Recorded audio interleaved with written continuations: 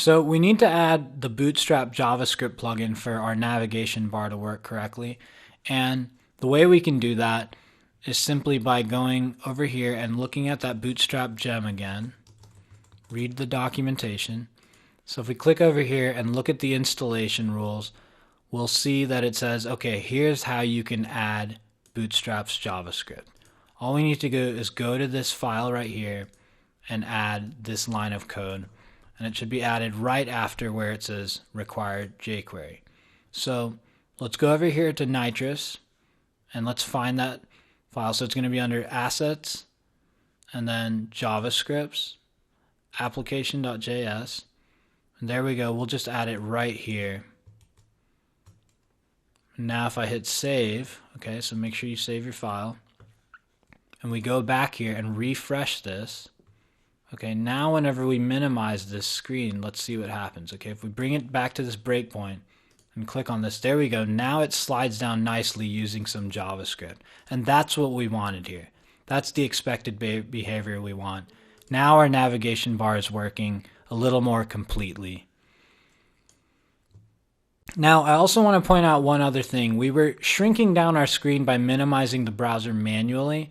I want to point out that Google Chrome has an excellent feature. If you right-click somewhere on the screen and hit Inspect Element, okay, you'll see over here on the left, next to this magnification glass, there's this little mobile phone icon. Now, again, Google Chrome's features might change over time, but try to find something that looks like this somewhere on your screen if it's not right next to this magnification glass. And there you go. When you click on this, what happens is you can kind of emulate different mobile devices, okay? So by clicking on this, we can look and see what our site would look like on different types of devices, and you can click here and select different models. They've got all kinds of different models, iPhones, Blackberries, and this is really important when you need to make sure your site looks good on a mobile device. And keep in mind that making sure a site looks good on mobile devices is much more important than you think if you don't think it's that important. A lot of customers these days are actually looking at sites on mobile devices more and more. So, you know, corporations, businesses, whether you're working for someone or you're working at a startup, everyone's going to be concerned with making sure the site looks good on a mobile device. So that's why this is really important. I'm going to go ahead and close that out for now. And let's go back over here and save some of this work. So we've made some changes here. What I'm going to do is close down my servers by hitting Control-C, and I'll just say git status.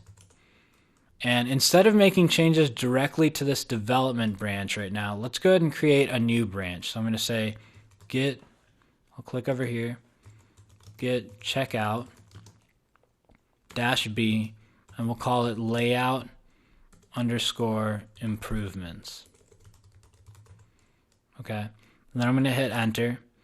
And so we've made that change. We've created a new branch. So we've branched off of the development branch, and it's carried over the changes here, as we can see. And then let's go ahead and say git add dot. So let's add all of those changes. We've changed the application.js file as well as our layout file here. Then I'm just going to hit enter. Now if we hit git status, we'll see we've got green. They've been added. And then we can just commit that change. So git commit -m added navbar and Bootstrap JS. Okay, so I'm going to hit enter. And let's go ahead and back this code up to GitHub. So I'll say git push origin, and we'll push up this new branch we've just created. And there we go. We've just shipped off the code to GitHub, and we can always click on our GitHub site over here. We can navigate over to github.com and just verify that the changes are backed up here. If we click on this right here, you can see that a new branch has been added. And there we go. About 32 seconds ago, the site has been authored.